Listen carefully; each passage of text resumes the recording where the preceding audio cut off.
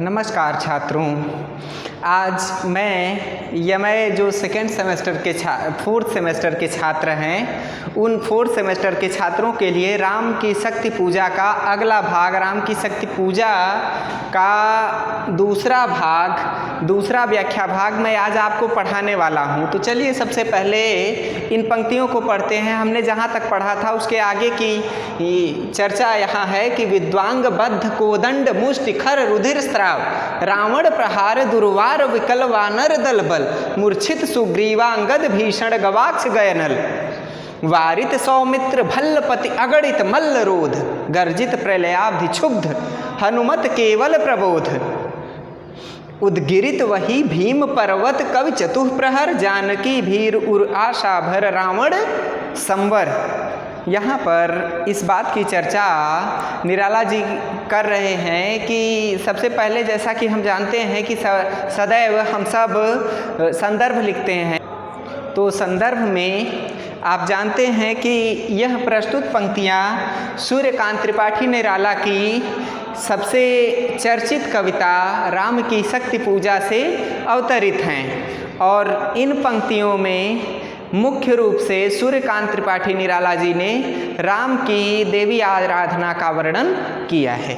प्रसंग फिर लिखते हैं। प्रसंग में हम क्या लिखते हैं कि प्रसंग में देखिए, जब हमने पंक्ति पढ़ी तो हमें एक बात तुरंत समझ लेनी चाहिए कि ये पंक्तियाँ कहाँ से ली गई हैं और इन पंक्तियों में आने वाला जो मुख्य भाव है वह क्या क्या है, इनके भावों में कितनी शिथिलता, गवेषणात्मकता और विशालता है। तो देखिए, जब हम ये देखते हैं तो इन पंक्तियों में राम और रावण के युद्ध का चित्रोपम वर्णन निराला जी ने किया है। इन पंक्तियों में निराला जी ने ये बताने का प्रयास किया है कि किस तरह से रावण की सेना राम की सेना के ऊपर भारी पड़ रही थी और युद्ध विराम अर्थात सायंकाल सूर्यास्त हो जाने के बाद राम की सेना किस तरह से शिथिल थी और रावण की सेना में कितना बड़ा उत्साह भरा हुआ था। और दिन भर जो राम और रावण के बीच युद्ध हुआ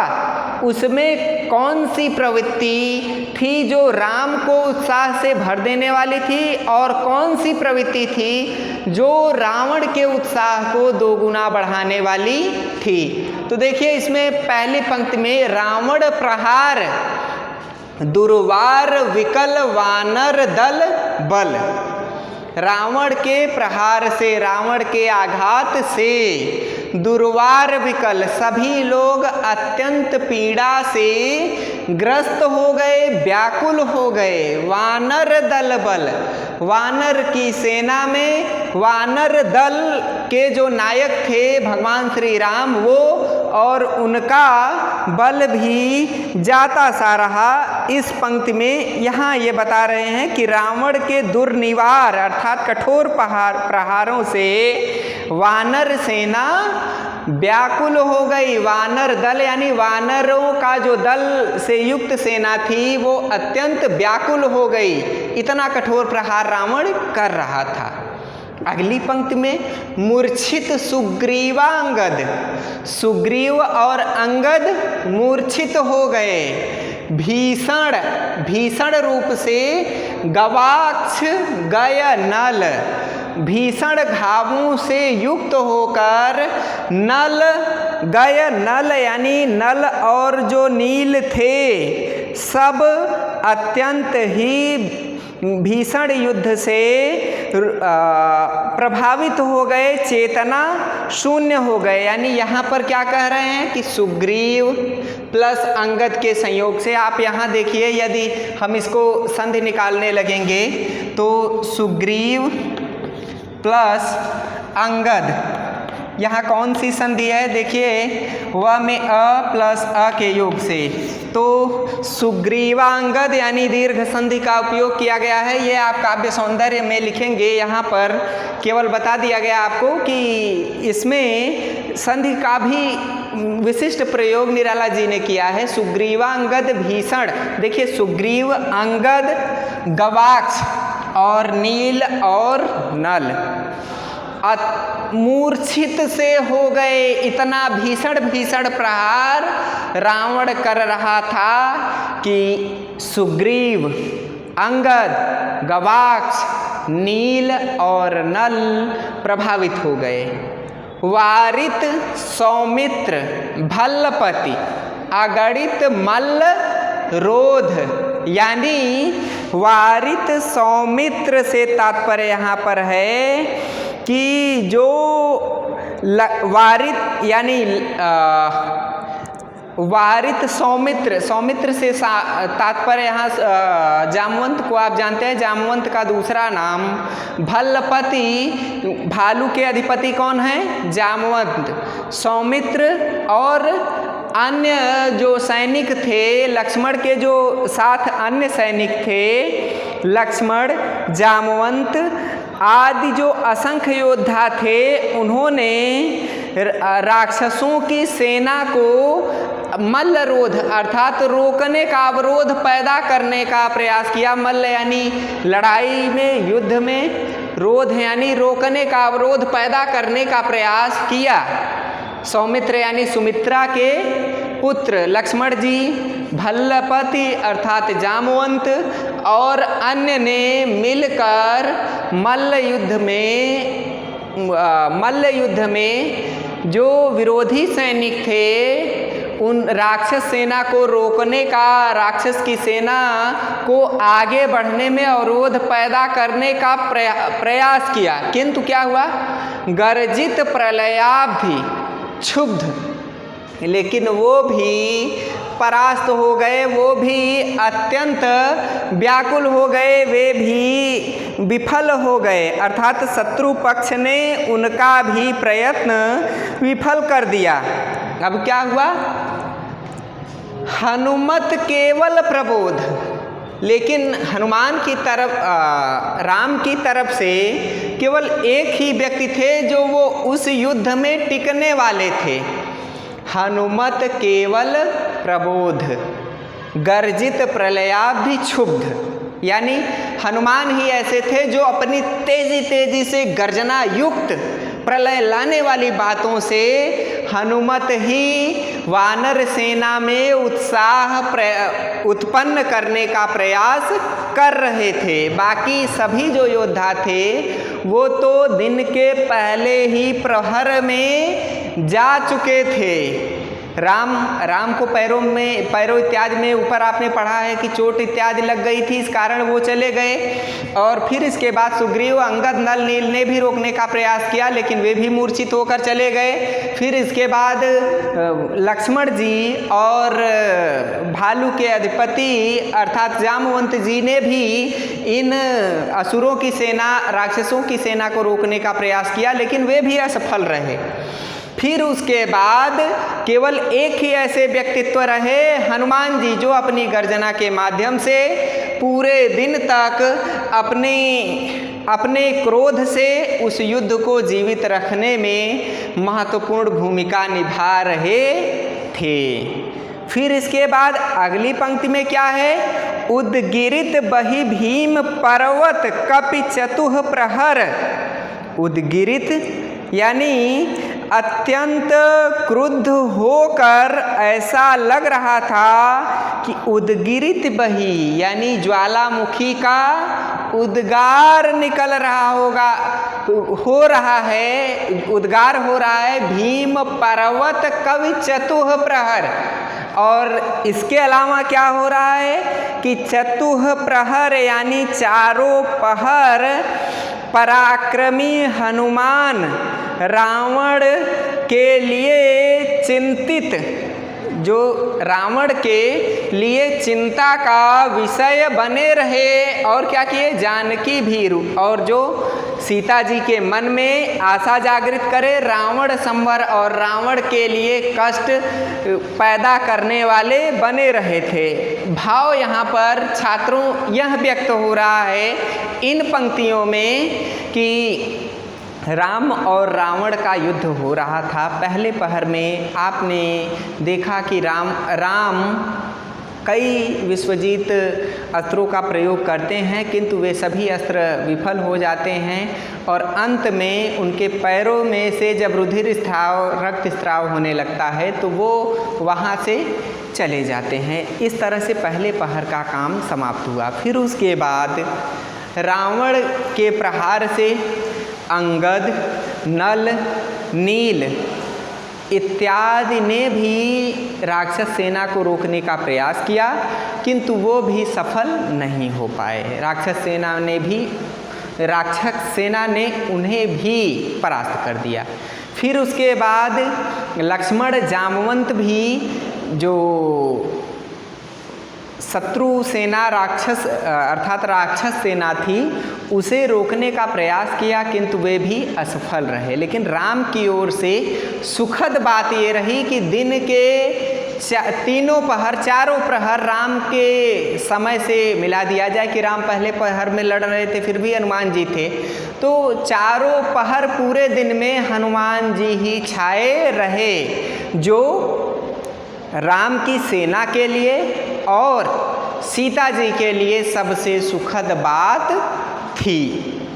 अब इसके बाद छात्रों जब ये हो गया तो हम क्या खोजते हैं, हम फिर काव्य सौंदर्य या विशेष पंक्ति में क्या क्या विशेष बातें हैं उन्हें हम खोजने का प्रयास करते हैं। तो देखिए, रावण प्रहार दुर्वार वानर में र वर्ण, विकल दल बल में ल वर्ण, फिर इसके बाद वारित भल्लपति अगणित में त वर्ण, और फिर इसके बाद गर्जित हनुमत में त वर्ण, और उद्गिरित पर्वत चतुः प्रहर में त वर्ण,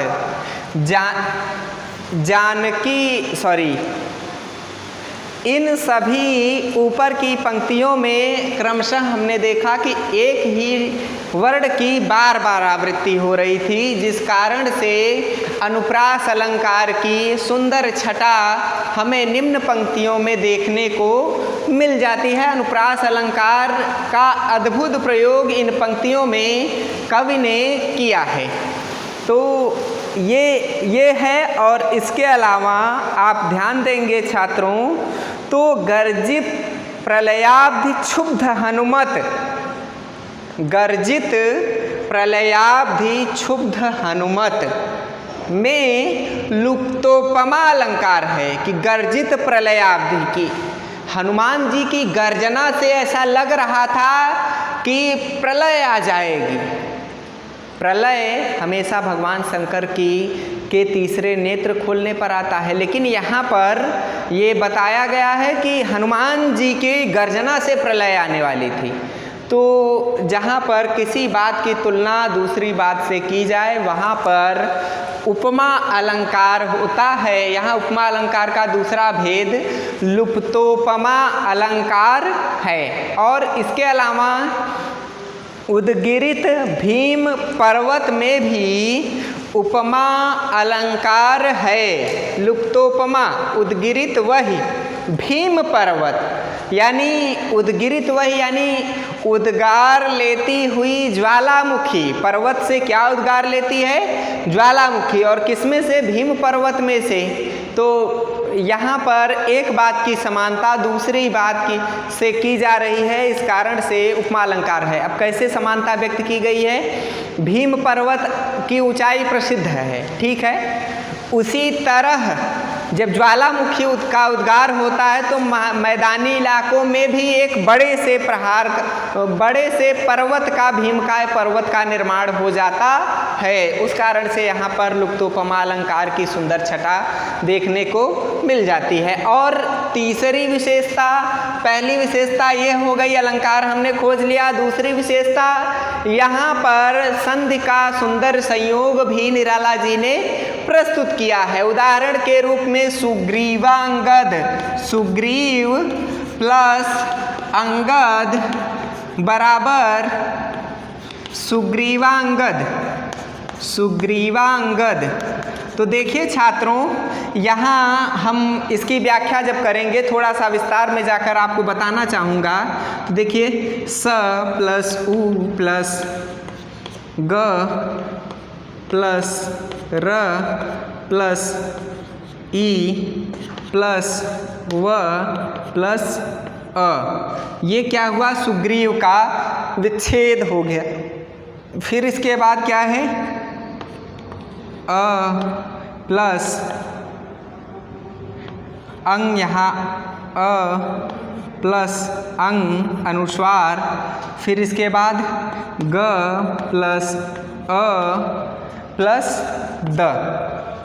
तो ये जो बात होती है छात्रों, तो देखिए अ प्लस अ के संयोग से कौन सी संधि का निर्माण होता है? सुग्रीवांगद में हम देख रहे हैं अ प्लस अ के संयोग से दीर्घ संधि का निर्माण यहाँ पर हो रहा है। तो दूसरी विशेषता यह है कि संधि के प्रयोग में भी कवि सिद्धहस्त है। तीसरी विशेषता क्या है कि इसकी भाषा ओज गुण युक्त संस्कृत निष्ठ खड़ी बोली का प्रयोग कवि ने किया है। फिर इसके बाद अगली पंक्ति है, आगे है लौटे युगदल राक्षस पतदल पृथ्वी टलमल बिंध महोल्लास से बार बार आकाश विकल बानर वाहिनी खिन्न लख निज पति चरण चिन्ह चल रही शिविर की ओर स्थविर दल ज्यों विभिन्न प्रशमित है वातावरण नमित मुख सांध्य कमल लक्ष्मण चिंता पल पीछे वानर वीर सकल। यहाँ पर इन पंक्तियों में सबसे पहले हम संदर्भ लिखते हैं, जैसा कि आप जानते भी हैं। तो देखिए सबसे पहले जब हम संदर्भ लिखेंगे तो संदर्भ में क्या लिखते हैं कि प्रस्तुत पंक्तियाँ निराला कृत राम की शक्ति पूजा नामक कविता से अवतरित हैं या ली गई हैं। अब फिर प्रसंग जब हम लिखते हैं तो प्रसंग इन पंक्तियों को पढ़ने के बाद जो हमें महत्वपूर्ण बात मिलती है सदैव हम उसी को लिखते हैं। यानी इन पंक्तियों में राम के सेना की खिन्नता और रावण के सेना के उत्साह का वर्णन किया गया है। कैसे खिन्न है राम की सेना, और रावण की सेना किस तरह से समस्त संसर्गों और संसाधनों को प्राप्त करने वाली है। वो इस तरह से कि हमने ऊपर की पंक्तियों में पढ़ा कि रावण जब युद्ध करने के लिए आता है तो पहले ही प्रहर में राम घायल होकर क्योंकि उनके पैरों में से रुधिर स्राव होने लगता है और वो घायल होकर चले जाते हैं। और क्या क्या होता है? और सुग्रीव, नल, नील, अंगद सब घायल हो जाते हैं, चले जाते हैं।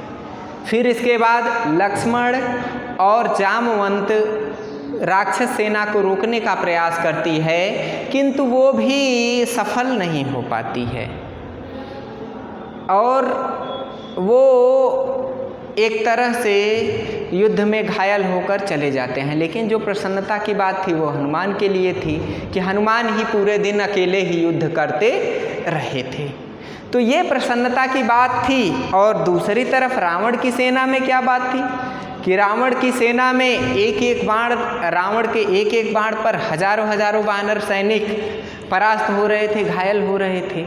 और वानर सैनिकों को देखकर राक्षस सैनिक उन वानरों को पकड़ कर खा भी ले रहे थे, जिस कारण से कि इस दृश्य को जिस वानर सैनिक ने देखा उसके मन में अत्यंत निराशा का भाव ज्ञापित था। तब आगे की कहानी निराला जी बता रहे हैं और कहते हैं कि लौटे युग दल राक्षस पत दल पृथ्वी टलमल, यानी कि लौटे युग दल राक्षस पत दल से तात्पर्य यह है कि संध्या के समय जब युद्ध विराम हो गया तो राम और रावण दोनों के सैनिक धीरे धीरे अपने घर की ओर, अपनी छावनी की ओर लौटने लगे। किसके साथ? अपने अपने दल के साथ। राम अपने सैनिकों के साथ और रावण अपने सैनिकों के साथ। फिर क्या हो रहा है? रास्ते में क्या हो रहा है कि दोनों ही पत दल यानी दोनों ही लौटकर विश्राम करना चाहते थे, क्योंकि दिन भर लड़ाई के बाद थकान लग चुकी थी। पृथ्वी टलमल, फिर क्या हुआ? पृथ्वी क्यों हिलोरे ले रही थी? वो इस तरह से थी कि राक्षस सेना, क्योंकि राक्षस सेना विजयी होने वाली थी, इस कारण से राक्षस सेना जब पृथ्वी पर पैर रखते हुए विश्राम की ओर लौट रही थी तो पृथ्वी प्रकंपित हो रही थी, क्योंकि सत्य नहीं जीत रहा था। इस समय असत्य की जीत हो रही थी, इसलिए पृथ्वी डगमग डगमग कर रही थी। बिंध महोल्लास से बार बार आकाश विकल।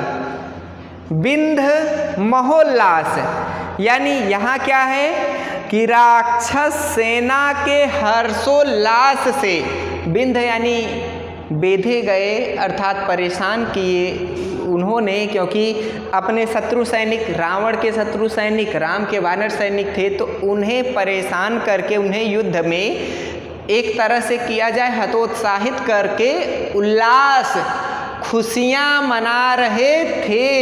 इस उल्लास को देखकर बार बार आकाश विकल यानी बार बार आकाश व्याकुल हो रहा था कि ये सब किस तरह से सत्य की हार हो रही है और असत्य पृथ्वी पर अपना पैर पटकता हुआ हर्षोल्लास मनाता हुआ आगे बढ़ रहा है। इस दृश्य को देखकर पृथ्वी डगमगाने लगी, आकाश व्याकुल हो गया। वानर वाहिन, वानरी सेना खिन्न दुखी थी। लख देखकर निज अपने पति, अधिपति यानी भगवान श्री राम, चरण चिन्ह, चरण यानी पैरों के चिन्ह यानी पद चिन्हों को देखकर आगे बढ़ रही थी। चरण चिन्हों को देखकर व्याकुल होकर धीरे धीरे आगे बढ़ रही थी। भाव इन पंक्तियों का यह है कि आज के भीषण युद्ध से उदास वानर सेना अपने स्वामी राम के पीछे पीछे उनके पद चिन्हों को देखती हुई अपने युद्ध शिविर यानी छावनी की ओर ऐसे बढ़ रही थी जैसे, कैसे अब आगे है, चल रही शिविर की ओर यानी अपने शिविर की ओर आगे बढ़ रही थी। कैसे बढ़ रही थी? स्थविर दल ज्यों विभिन्न, स्थविर दल यानी जैन धर्म का, बौद्ध भिक्षुओं का जो दल हो, ठीक है। बौद्ध धर्म आप जानते हैं कि हमारे देश में 4 धर्म पैदा हुए हैं।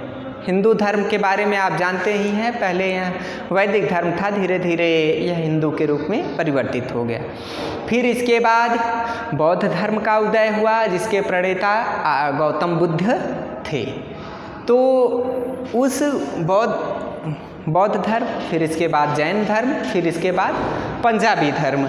लेकिन यहाँ पर बौद्ध धर्म की बात कही गई है तो बौद्ध भिक्षु इस तरह के होते हैं जो लगभग 10 से 12 के झुंड में सदैव बाहर निकलते हैं और आगे बढ़ते रहते हैं। तो उन भिक्षुओं के समान स्थविर दल ज्यों विभिन्न, ऐसा लग रहा था कि राम की सेना इस तरह से युद्ध में घायल थी कि जैसे, क्योंकि बौद्ध भिक्षु लाल रंग का वस्त्र पहनते हैं तो राम की सेना भी उसी तरह से घायल थी और राम के पथ चिन्हों पर चल रही थी। तो जो लाल लाल रुधिर स्त्राव था, रक्त का स्त्राव था, रक्त जो बह रहा था, वह रक्त देख कर के और वानर सैनिकों में भी अत्यंत घायल थे। तो रक्त स्त्राव को देखकर ऐसा लग रहा था कि जैसे बौद्ध भिक्षु जा रहे हों, विभिन्न बौद्ध भिक्षु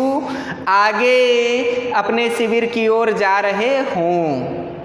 प्रशमित है वातावरण नमित, मुख सांध्य कमल।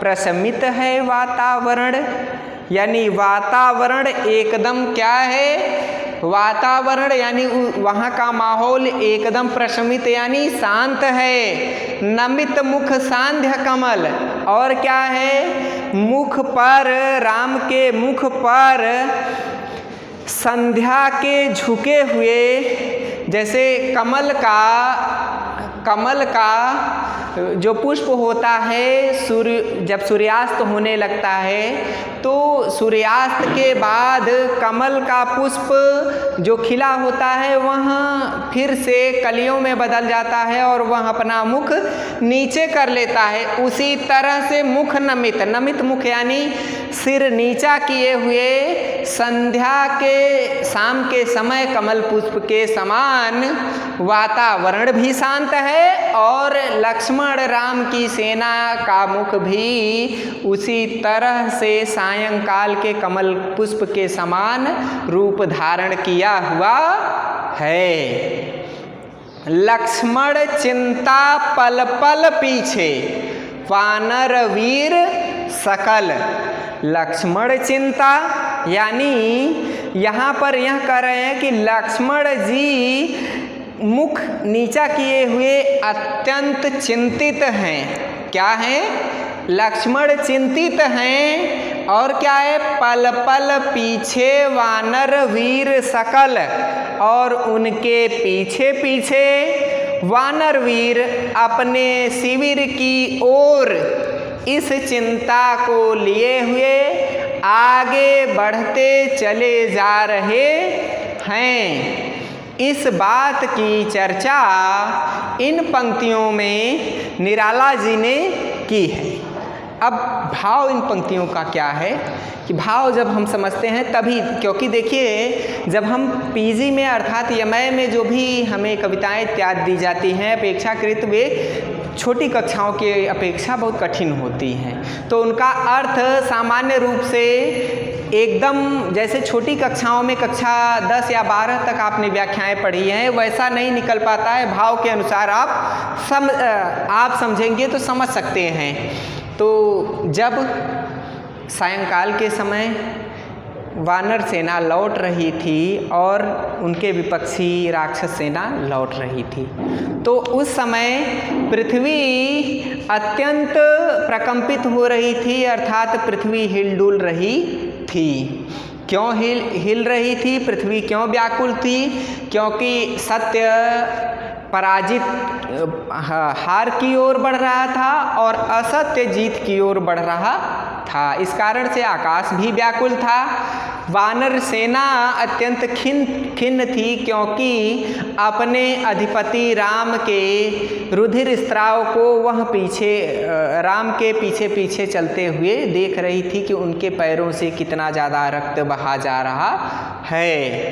और शत्रु सेना जो थी वो अत्यंत प्रसन्न थी और दोनों सेनाएं अपने अपने शिविर की ओर जा रही थी। राम की सेना देखने में ऐसी प्रतीत हो रही थी जैसे बौद्ध भिक्षुओं की टोली जा रही हो। और इसके अलावा इन पंक्तियों में क्या बात है कि लक्ष्मण जी जो हैं वो अपने सैनिकों की यह दशा देख करके अत्यंत चिंतित हैं और लक्ष्मण जी के सैनिक भी इस दृश्य को देखकर बहुत ही चिंतित हैं। अब इसके बाद हम इन पंक्तियों का क्या लिखते हैं छात्रों? तो हम इन पंक्तियों में काव्य विशेष खोजते हैं कि क्या क्या बातें इनमें हैं। तो देखिए, जहाँ पर काव्य सौंदर्य हम लिखेंगे तो काव्य सौंदर्य में पहली बात हम सबसे पहले आज अलंकार ही खोजेंगे। तो अलंकार खोजने पर आप देखेंगे तो सबसे पहले हम अनुप्रास तो बाद में खोजते हैं। यदि कोई अलंकार नहीं होता उस समय हम अनुप्रास खोजते हैं। यदि हमें दूसरा अलंकार मिल रहा है तो हम अनुप्रास को नहीं खोजते हैं। तो देखिए, इस पंक्ति में बार बार